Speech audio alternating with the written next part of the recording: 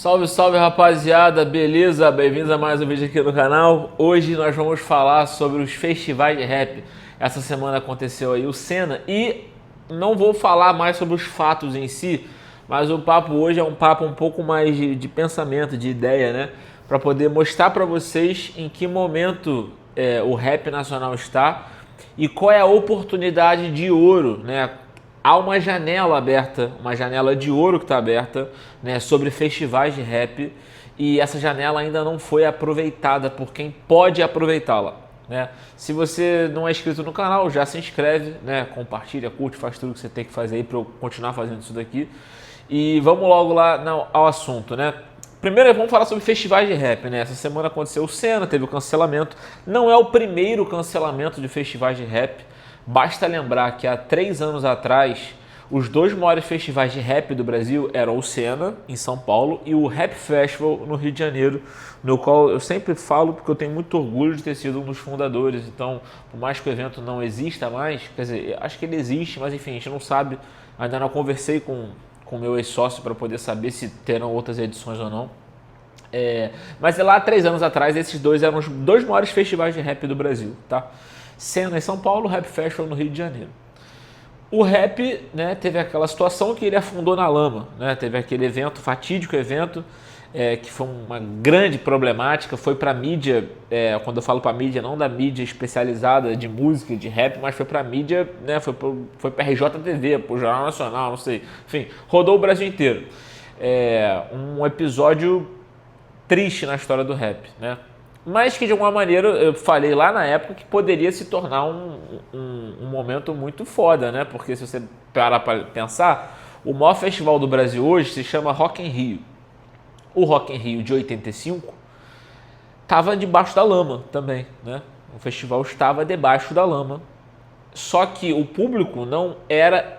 o público não estava acostumado com o bem bom. Então, qualquer porra que viesse, eles iriam ficar felizes. O problema é, quando você faz essa mesma coisa em 2022, o público já não está acostumado com lama, né?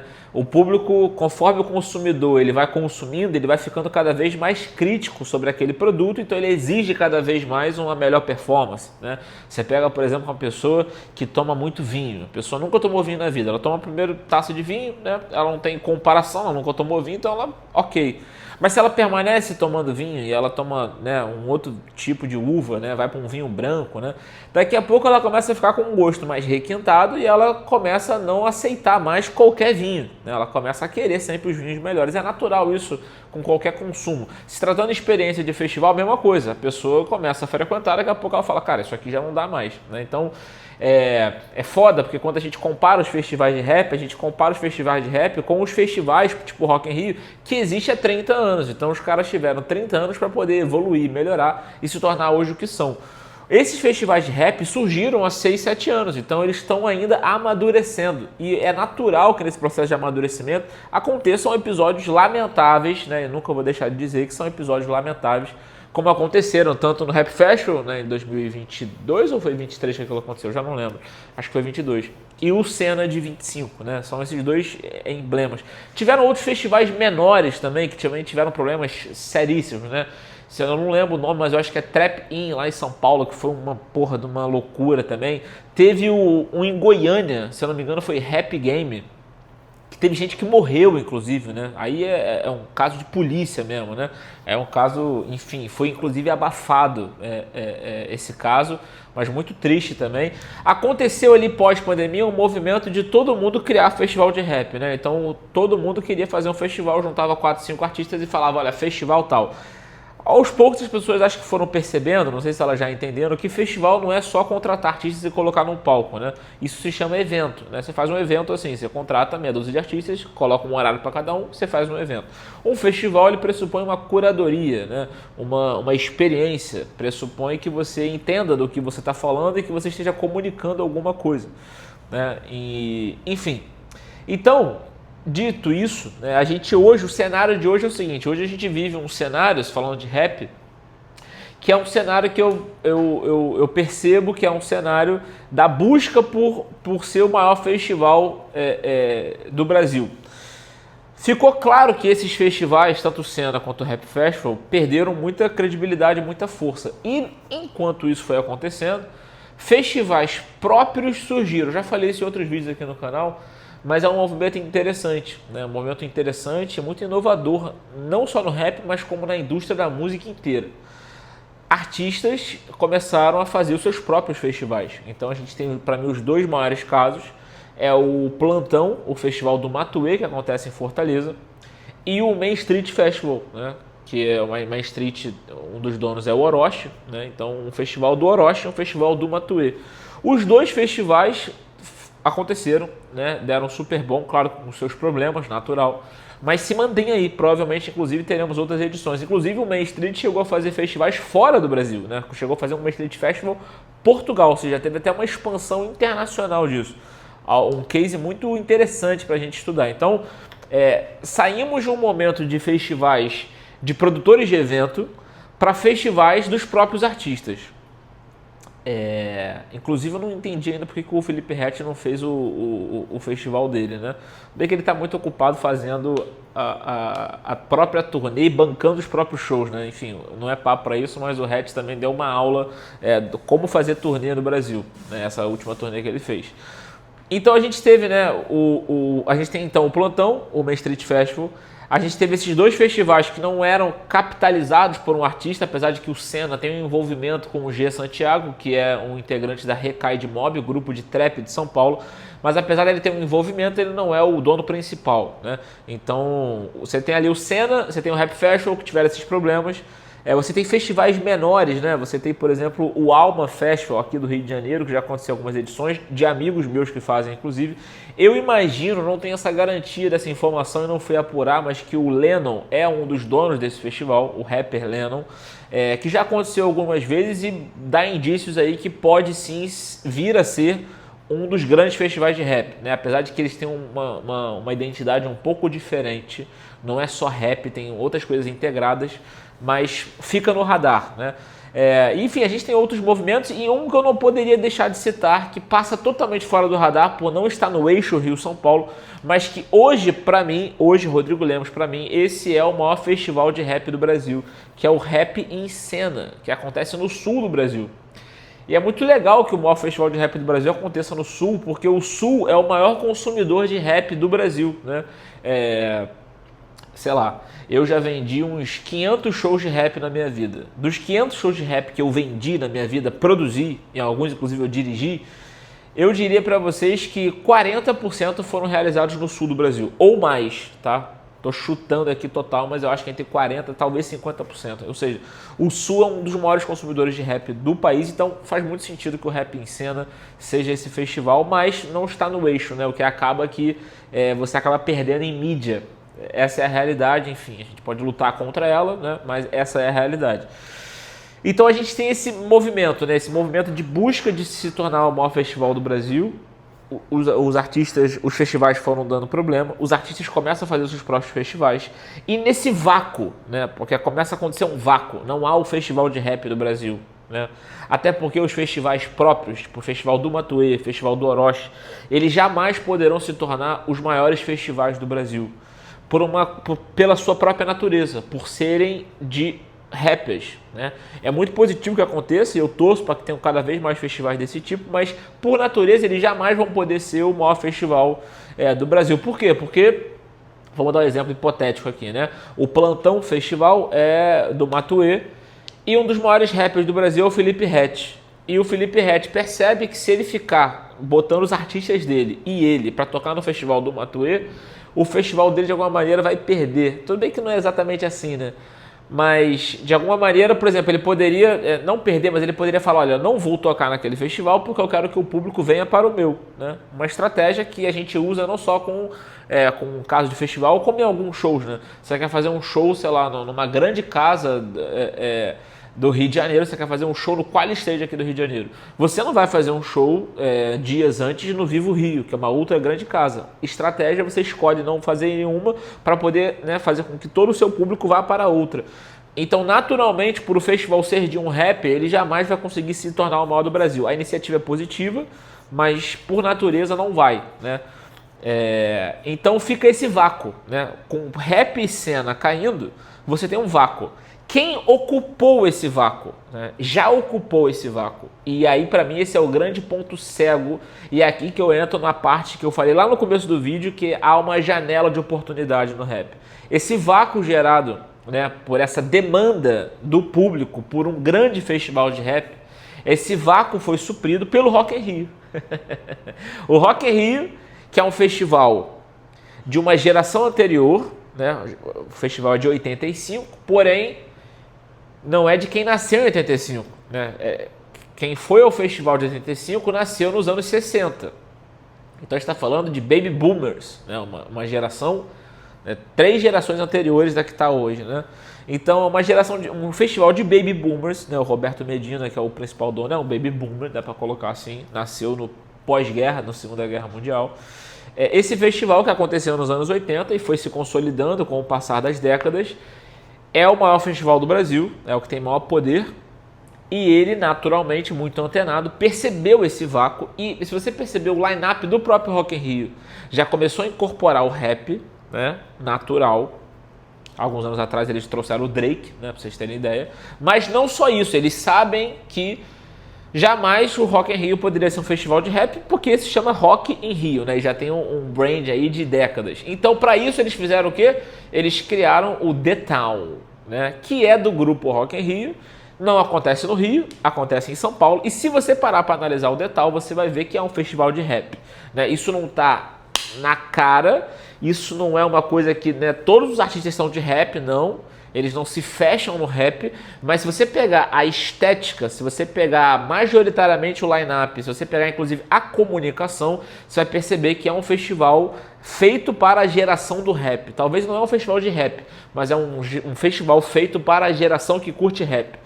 Esse vácuo criado, o The Town ocupou e está ocupando. A janela de ouro é o seguinte, ele ainda não ocupou. O The Town não é consolidado o maior festival de rap do Brasil. E acho difícil que se torne, justamente por isso que eu falei, eles talvez não tenham nem essa proposta, né? Talvez eles estão inclusive competindo com o Lollapalooza também, enfim, que não é um festival de rap, é um festival jovem, mas não é de rap. Mas esse vácuo permanece aí, né? Esse vácuo do maior festival de rap do Brasil permanece aí. E eu acho que é uma grande janela de ouro, e a partir desse momento do vídeo aqui, de 12 minutos e 30, vai o que eu faria, né? Eu não vou fazer porque eu já não estou nessas mesas. Eu conheço quem está, né? Mas o que eu faria? Eu reuniria os maiores artistas / empresários de rap, né?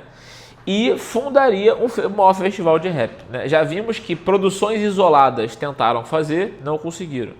O festival sendo só do artista X, ele não consegue ir para frente. Então por que não, né? Só que isso exigiria da cena um nível de diálogo, de mentalidade, de profissionalismo que eu acho que ainda não temos. Adoraria me surpreender como me surpreendi esse final de semana com o cancelamento do Senna e a forma como Matuê e Veig fizeram a cena se unir logo em seguida. Se você não viu, eu fiz um vídeo ontem sobre isso, falando exatamente sobre essa ação do Matuê e do Veig pós-cancelamento do Senna. O ideal, o perfeito, né, o correto, o sensacional seria se a gente tivesse esse nível de maturidade e esses caras aproveitassem essa janela que está aberta. Há uma janela de ouro aberta do maior festival de rap do Brasil. O que deveria acontecer? Matuê, dono da 30 para 1, a maior gravadora, uma das maiores gravadoras do Brasil, sem dúvida a maior do Nordeste, disparado. Main Street, né? Orochi. Matuê, né? 30 para 1, Matuê e Clara, né? Eu sempre gosto de falar o nome da pessoa que está por trás ali, não é só o artista, né? Sempre tem um empresário por trás. Os empresários estão falados mal, né? Todo grande artista tem um empresário do lado. Então o Matuê, ao lado dele, a Clara, né? Ex-esposa dele e CEO da 30 para 1. 30 para 1, Matuê e Clara. Main Street, Orochi e Lang, também o empresário do Orochi, dono da Main Street, grande empresário. Né? Você pega, sei lá, o Veig, né? Você pega o Veig lá com a Supernova.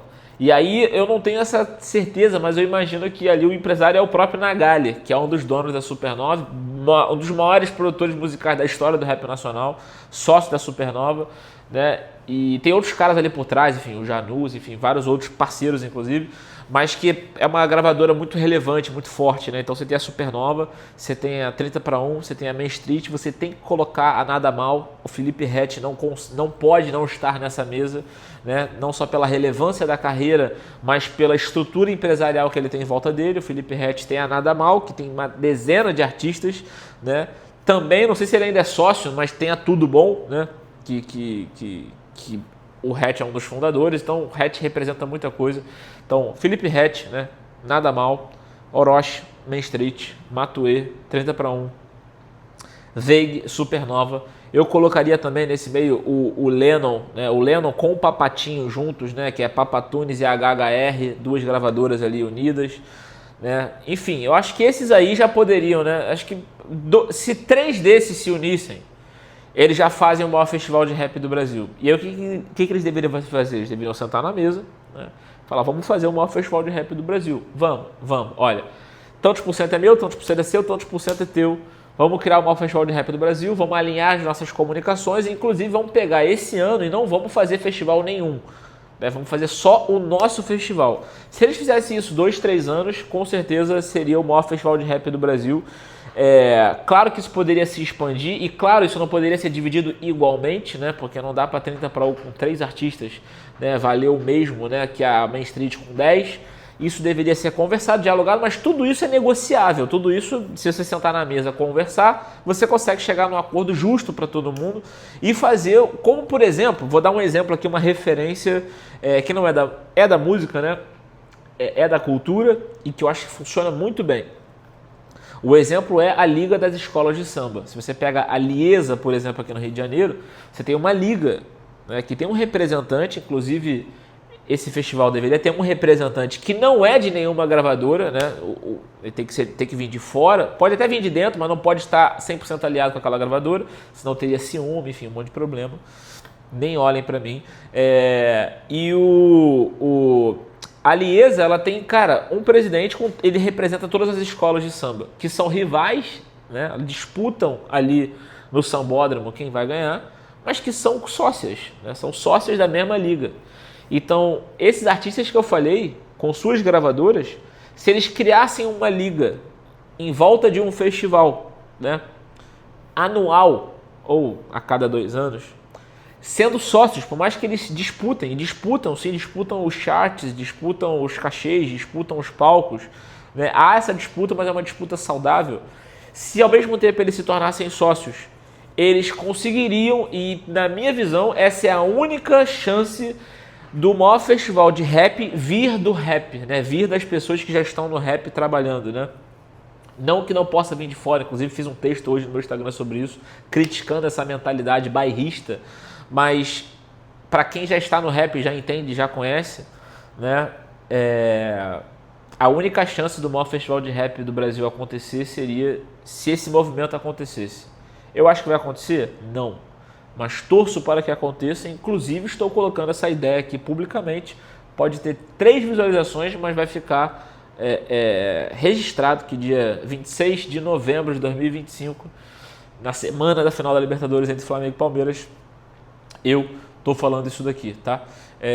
Torço para que isso aconteça em algum momento e esses caras consigam sentar na mesa e criar esse festival, que poderia ser itinerante, enfim, aí eu não vou entrar aqui nos maiores detalhes, mas há esse vácuo. O Senna e o Rap Festival deixaram esse vácuo, essa janela de oportunidade está aí aberta por enquanto, é uma janela de ouro, porque imagina, se esses caras fazem isso, o que hoje é o Rock in Rio, que é o maior festival de rap, o maior festival do Brasil, mas que demorou 30 anos para acontecer, se esses caras fazem isso hoje, em 10, 20, 30 anos, esse seria o maior festival do Brasil. Provavelmente iria ultrapassar o rock, né? Porque a geração envelhece e as pessoas já não têm tanta ligação com o rock, mas tem com o rap. E aí você possibilitaria que o rap permanecesse vivo, né? Através de um festival e sempre renovando, né? Enfim, poderia fazer uma coisa incrível. Aí entra, eu sou publicitário também, né? Entra a cabeça do publicitário pensando em milhões de coisas que poderiam ser feitas, mas há esse vácuo. E esse vácuo será preenchido, seja por essa ideia ou por alguma outra E fica aqui registrada essa ideia de uma liga das gravadoras em prol de um festival. Tá bom? É isso, rapaziada. Curtiu esse vídeo? Me diz aí, comenta, enfim, tamo junto. Essa semana tem final da Libertadores, então você se inscreve no canal. Por quê? Porque eu tô pedindo.